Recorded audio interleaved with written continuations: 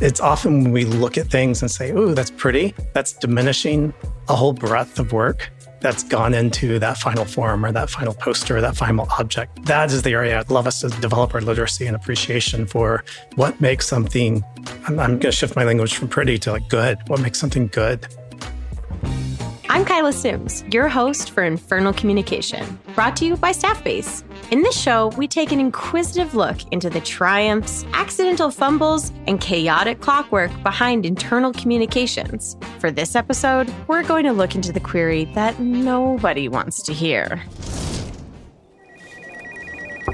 Hey, bud, you got a minute? Yeah, totally. I just got to look at the stuff you sent last week. Thank you so much for sending that. I just got to look at it now. Oh, okay. So we've got a presentation in about 14 minutes, and we need to make some changes. It's just not quite there. Yeah, I got a minute. Are you thinking is it the font? Are you wanting to switch up the font? Font is fine. Okay, Fonts are fine. I mean, on page 3, there, I kind of went different color there, maybe. But Nope. Do you want The brand colors are the brand colors. It's not that. Okay, well, I mean, I could try and look around. Look, we got a few pages.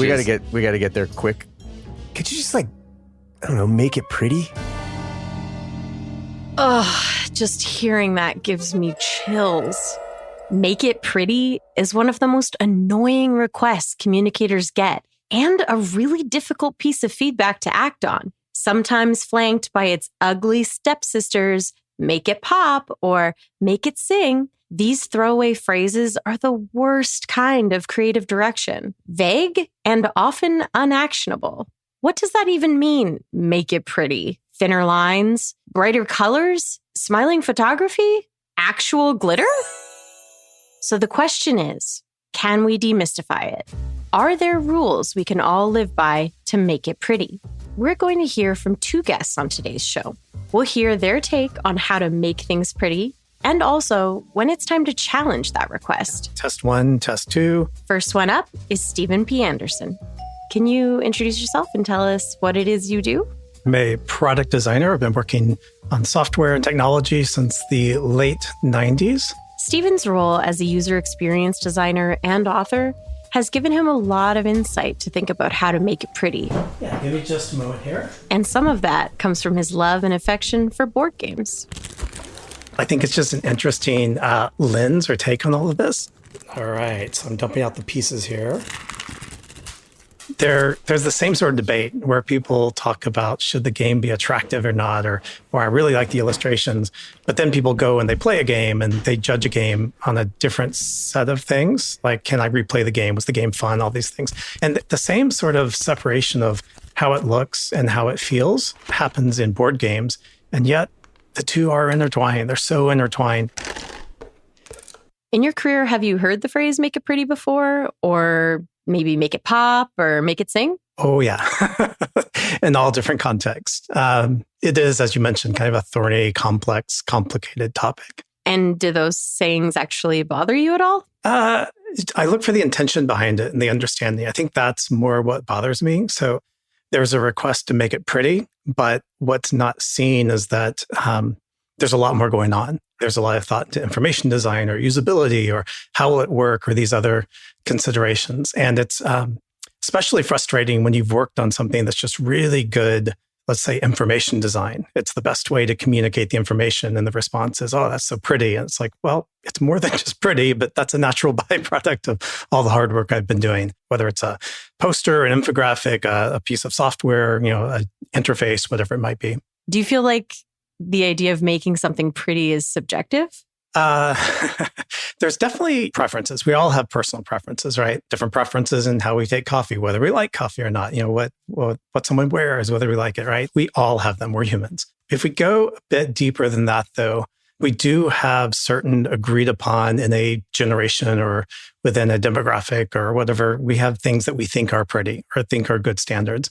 And those things change over time. And then there are some timeless, universal human biology things that affect, what we think is attractive. So symmetry is one of those things. Or when we're doing composition and, either having if a symmetrical composition or following the rule of thirds in photography and having things that are a little off center, but a certain way. And when something doesn't follow those, it can feel off or off-putting.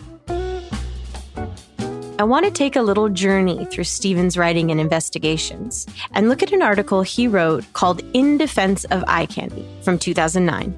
In it, he mentions something that designers commonly disagree about. What is the role that beauty plays when developing a project? Can you explore the ideas from that article a bit with us and elaborate on that question? Yeah, I guess this idea that make it pretty is solely about attractiveness is what bothered me. But what I wanted to poke at was maybe there's more going on. So one was kind of the associations that we have with things. So we don't talk enough about perceived affordances or prior associations. So does the thing look like a button? Therefore, I can click on it, right? So sometimes what people will put in the bucket of just making it pretty is actually making it more understandable or more usable. So people can recognize what it is and interact with it the way they should. So that's one way to look at it, the kind of the cognitive aspect. The next was, okay, so once something looks like a button, right, and has the affordances and, has the beveled edge and all the stuff that we need, then what about the one that's like glossy and has this coating or has this drop shadow or has all this other, adornment? Is, what's the effect of that? And again, this changes with time and changes with the trends. But what I found was attractive things are perceived to work better. I'll say that another way. Things that we find enjoyable, we find easier to use and more efficient. And the psychology for this is a little bit convoluted, but here's the idea. If you encounter a situation that's really frustrating, our brains tend to narrow down, lock down, and we keep trying the same thing over and over, and we get more frustrated because things aren't working the way they should, right? But if we're in a relaxed state of mind and we're happy, our brain is more fluid and flexible. And so when we encounter those things that don't work like they should, we are more likely to find workarounds and creative solutions rather than keep trying the same thing that's not working. So that's kind of the logic between attractive things work better. But I also talked about aesthetics and trust. I used an example of a gas station. And at the time where I lived, there were some gas stations nearby that were falling apart. Right? like duct tape holding things together, and it hadn't been serviced in years. The paint was scratching. All those vinyl letters they had put on years ago were all peeled off. Some are gone. And the questions that raises are, okay, if I put my credit card in this gas pump, is my information safe? Because they clearly don't care about anything else. And that some people may say, it doesn't make sense. It's not rational. But, we look at things as human beings, and where we see things unkempt or not taken care of, that affects our perceptions of other areas. Well, maybe they don't take care of their data or their privacy or the security. Maybe there's a phishing, scamming card or whatever, that's going to read my credit card. All that to say, it's not that attractive things are always have more trust. It's attractive things suggest a story because of prior associations. So now you've got three gas pumps, the one that's really not maintained, the one that's really nice, shiny, and new, and the one that has a story or has character or is vintage in some way, right? And they all suggest different things in our brains. So when we talk about making it pretty, it's complicated, right? Stephen's example got me thinking. If our visual associations influence whether we feel like something is trustworthy or easy to use, what story do our internal communications tell? What story is our outdated intranet or 90s newsletter design telling about our organization? How does that influence our messages and credibility? And perhaps most importantly, how do employees' feelings about our communications change their perception? Okay, so let's talk about your first book, Seductive Interaction Design. The title of chapter 4 is Are You Attractive? It talks about aesthetic, cognition, affect, all sorts of stuff. How does this all come into play when we're trying to answer the question of what beauty and prettiness is really? What I wanted to highlight was that idea we mentioned earlier that if something's enjoyable, we'll often find it easy to use and more efficient. And emphasis on that word perceived, right? Prettier things are perceived as easier to use. That's the key. That's the key point. And at the same time, I made the point that this idea that how we feel about something, the affect, right? The emotions and what we believe, the cognition, I made the point that those aren't separate things. And this is something I see in software teams all the time where you'll have one group arguing for beauty and attractiveness, often designers, right? Or certain types of designers. And you have other groups like often the engineers. And again, I'm stereotyping, I apologize, arguing that it just needs to function. And we get in these debates around whether it should be functional or whether it should be pretty. And the answer is, It's not both and. You can't separate those. Those are fundamentally inseparable things. How I think can't be separated from how I feel. So right now you're feeling something, you're thinking stuff. Those are all neurons firing and wiring together, and they're not separable. Beauty is like form and function working in harmony. And that's been my philosophy. Another area is like the whole ad industry, going back to at least the 1950s, where you have the writing path, with text editing, copy editors and content and all that. You have the visuals with photography and illustration and all that. And you often look at who arrives at a creative director position, and it's either someone who came from the art director path or someone who came from the copywriting path. And they tend to have a bias one way or the other. Well, some of the most amazing ads in history were people who didn't separate those. They were artificial. And you look at these really amazing creative ads, they're just a perfect blend of like visuals and imagery, or they're recognizing that these things aren't separable and we shouldn't be teasing them apart. Let's talk about your latest book, Figure It Out, which might be actually my favorite book title ever, by the way. Thank you. Figure It Out is great. In the book, you bring up this idea of association between concepts. Can you give us a basic rundown of what this means and its importance? Yeah. So when we talk about things like figuring it out or things making sense or like, aha, I finally understand it. By and large, when we have that eureka moment, we're like, aha, this finally makes sense. It's often less about arriving at truth. It's more about there's pattern matching going on. You finally have connected this new thing to a prior experience, and the patterns sort of fit. What we think of as understanding is really about activating these prior associations. Things like the iceberg model that shows up in PowerPoint presentations everywhere, right? And usually people invoke the iceberg as a metaphor to say there's all this stuff on the top, but then there's all this stuff below the surface we're not talking about or that's invisible, right? So that's the idea. And what I wanted to say was that metaphor would be meaningless if people hadn't encountered the idea of an iceberg prior. But it only works because we understand the metaphor, we understand the reference, we can map all these associations. We're activating this idea, this prior association of stuff you see above the water, stuff you don't see below. So, when we're born and we're reaching out, we're developing proprioception, the ability to feel in space. And all the way from there, all the way up, we are continually encountering new information, and we're trying to map it to what we've accumulated in the past to see if there's a pattern and if that works and if that makes sense. You also have an example in your book that draws on the simplicity of comparison that industrial designer Del Coates makes regarding teacups.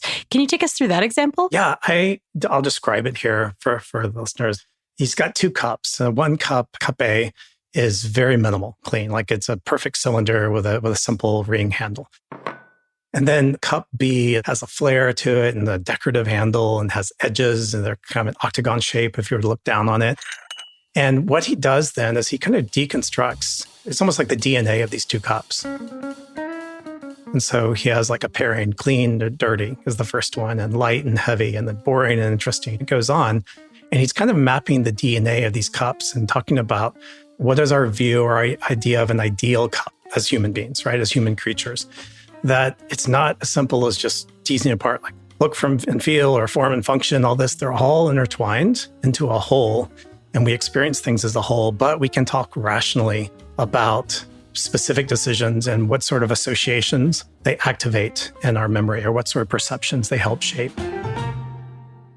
It's often when we look at things and say, ooh, that's pretty, that's diminishing a whole breadth of work that's gone into that final form or that final poster or that final object. That is the area I'd love us to develop our literacy and appreciation for what makes something. I'm going to shift my language from pretty to like good. What makes something good? Red pieces. And then here are the yellow pieces. It's been an absolute pleasure. So thank you. Thank you, Kyla. It's been a pleasure. Yeah, 6s. I think that's good. During my conversation with Stephen, I couldn't help but think of all the internal newsletters, slide decks, and other communications that we put out to employees that could benefit from this kind of perspective. How our unconscious mind and our previous associations can change the way that we perceive communication. If we consider all of this when we attempt to make it pretty, we have to go beyond just choosing fun colors and branded fonts, but really think about how to marry form and function and spell out the assumptions we're making about our audience's associations and our own. but there's still something missing. Stephen helped us figure out different ways to make something pretty, but the question still remains, what is pretty? What is beautiful? These days, any generalizations about what is beautiful or pretty or good needs to be challenged. As we become more conscious of systemic and historical factors that influence our standards of beauty and aesthetics, it's important to make sure we're not just holding up the status quo. Up next, we're going to talk to someone who's well known for challenging cultural beauty norms to help us question what pretty really is and help us expand our perceptions of what beauty can be. You're listening to Infernal Communication, a podcast brought to you by Staffbase, where we dive into the deeper conversations happening behind some of the biggest comms, problems, and puzzles that impact organizations and beyond. If you're enjoying the show, make sure you follow us on Apple Podcasts or wherever you like to listen from. You can also check out the show on our website by going to infernalcommunication.com. Don't forget to rate and review, or maybe even slide us into your group chat with friends and let them know about this cool new podcast you're listening to. Let's keep the conversation going. This episode, we're exploring the phrase, make it pretty. A vague bit of design direction that most creatives and comms folks have butted heads with at one time or another. Author Stephen P. Anderson helped us get out of the weeds a bit and explored the notion of pretty on a higher level. When we zoom out like this, it seems that how something looks matters less than how we feel about it. And how we feel about it is informed by our experiences, its usability, and of course, our cultural norms. Yeah, no rush.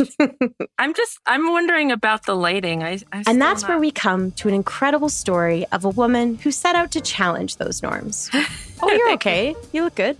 I'm Xian Horn, just to confuse people. I traverse the world with 2 shiny ski poles. I have cerebral palsy, which I consider the blessing of my life. Xian Horn is a writer. Yeah, I'm an advocate. Founder of the not-for-profit Give Beauty Wings. Teacher, speaker, Forbes contributor, hat juggler. And an all-around ray of sunshine. You know, the usual. So we want to get to the bottom of this phrase, make it pretty, with you and discuss some visual communication norms. But I want to start by hearing about your story first. Oh my gosh, yes. Advocacy was not something that I planned to do. Sort of found me. And it found me through my love of writing. I was an English major and I told everybody I was a writer, but I was a writer who was never writing. I became a grant writer for a theater in New York, which had 45 members total, 15 with disabilities. And, I was never really comfortable in disability-only spaces when I was younger because I felt that didn't reflect the real world. But when I met this theater group that was so diverse, to me, that seemed to represent more of the real world. And so I was 6 months grant writing for them. And they said, hey, by the way, would you like to write a monologue and be in our next show? And I thought, I've never done this before. And they were like, oh, it's a year-long writing process. Not everyone will make it to the end. So I wrote this piece about, it took me a long time to realize that I had a form of denial in terms of like, I'm a walking heart, I'm a walking smile. And I would kind of just deny everything that was, from the neck down, because I think that was my way of being focused outward.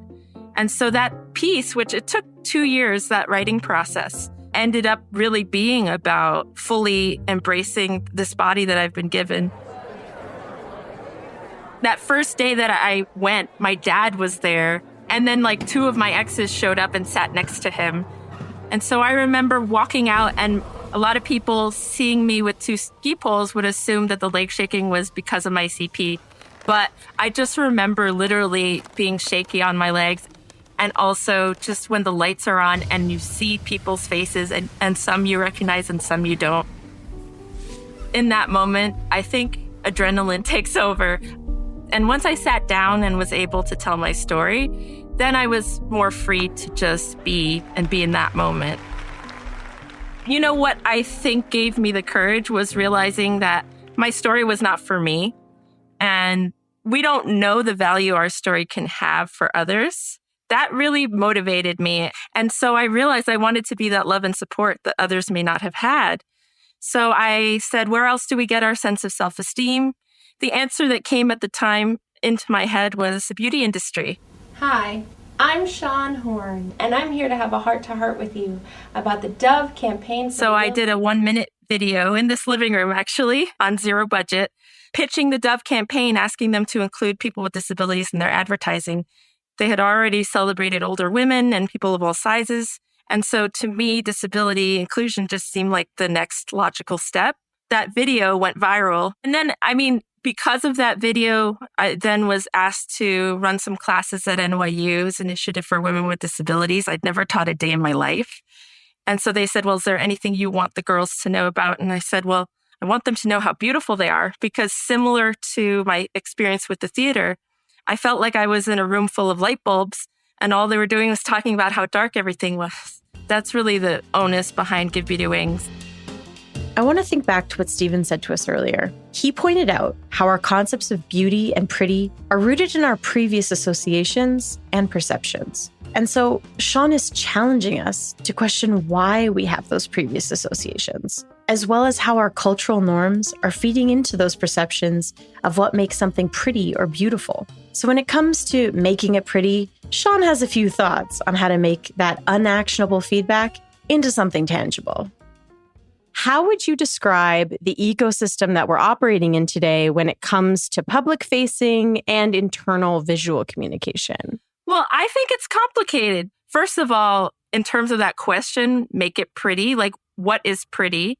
I think that each company, each culture needs to define what that is or just throw it out. But there isn't a monoculture. It's never been the case. It's just what we see and what we've seen represented only represents a small number of people. And we have taken that to be the majority of what is considered pretty or beautiful or aesthetically pleasing. And what's happening now is that we have almost this mad dash to catch up. And so what ends up happening too is that we're just kind of throwing diversity at things without actually thinking about what does it mean. It's like, okay, I'm just going to put someone in a wheelchair in this ad, or I'm just going to put a woman here because I don't know. It just feels a lot like quotas and tokens. And so what I'm always pushing for is meaningful inclusion and empowered representation. I don't think representation is enough. And then there's a definition like what is genuine, right? And so it's really difficult to define in one way. And I think that's a good thing that we don't define it in one way. What do you think is a better alternative to the common request to make something pretty or make it pretty? I think the fact that that's even said is kind of strange. Because what is pretty? It's such a subjective thing. Now, if you want to say keep it on brand and you know what your brand is, that's one thing. Or maybe it's more make it inclusive. And I think if that person has a certain aesthetic, they should define what that aesthetic is. Pretty can be anything. It doesn't matter how beautiful or hideous something is. There's always going to be somebody that thinks it's ugly and somebody that thinks it's beautiful. And sometimes you might put something out that you think is pretty, that you think is inclusive, that you think is great, and you might get lambasted for it on social media. And this is where you learn. I know what you're saying. I think that's a really interesting one because I feel like being open to that feedback is just like the challenge of our age. Can you take feedback? And I think people are so they're not taking those risks because they don't want to be eviscerated on social media. But sometimes that's what it takes for you to do it the right way. And I think that when you have humility, you're like, okay, we tried something, it didn't work, and we are committed to doing it better. That, to me, I feel more allyship in that than in being defensive or trying to just not take risks at all because we want to play it safe. That way we never get into trouble, but we never make impact either.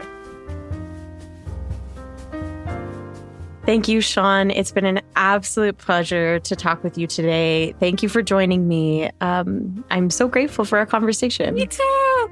Right back at you. And I don't know, just thank you for even giving me something to think about. And hopefully lots of the listeners are thinking about what their definition of pretty is, what their goals are. And I'm excited to be a part of furthering that conversation with you. When it comes to the infamous request to make it pretty, perhaps all we need to do is just switch out the final word. Make it what? Honest? Meaningful? Accessible? Stephen gave us the lens to look at the bigger picture, and Xian showed us how to bring it all into focus. So, next time someone asks you to make it pretty, I hope you remember our conversations from today and see it as a call to action rather than a dismissive creative direction. In the end, challenging our assumptions and understanding the relationship between usability and aesthetics will make our communication stronger. Today, our guests were Stephen P. Anderson, Director of Design Strategy at Mural and author of Seductive Interaction Design, creating playful, fun, and effective user experiences, as well as Figure It Out, getting from information to understanding. And of course, Xian Horn, the founder of Give Beauty Wings, writer, and beauty and disability advocate. I'm Kyla Sims, and this is Infernal Communication, brought to you by Staffbase, with production support from Jar Audio. Join us for our next episode, where we're going to look into the power of a single, carefully written call to action that resonated across the entire world. There's a graph called Flatten the Curve. We made it really quickly, and almost immediately it had a huge response. The New Zealand Prime Minister printed it off his printer and held it up in the national press conference. And immediately my phone started blowing up with everybody sending me screenshots. Oh, Ryan Reynolds shared it or something, some weird celebrity. So don't forget to hit follow on Apple Podcasts or subscribe wherever you get your shows. And if you liked today's episode, leave us a review. We'd love to know what you think. Until then, thanks for listening.